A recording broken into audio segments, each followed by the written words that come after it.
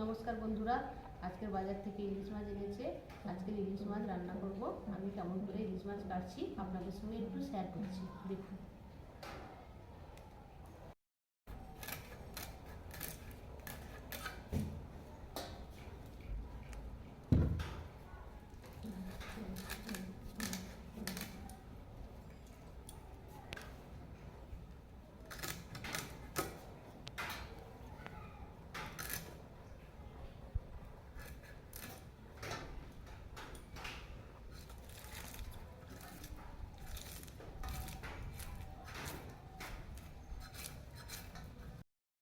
দেখুন বন্ধুরা, ধুয়ে নিয়ে চলে এসেছি পরিষ্কার করে। এবার আমি কাটবো, দেখুন।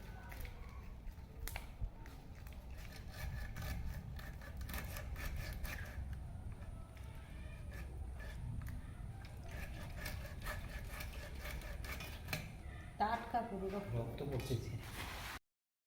দেখুন বন্ধুরা, মাছটা কেটে ফেলেছি, 9 পিস হয়েছে আর মুড়োটা আছে সঙ্গে। এই যে কাটা হয়ে গেছে, কত সুন্দর রক্ত বেরোচ্ছে দেখুন, টাটকা মাছ একদম।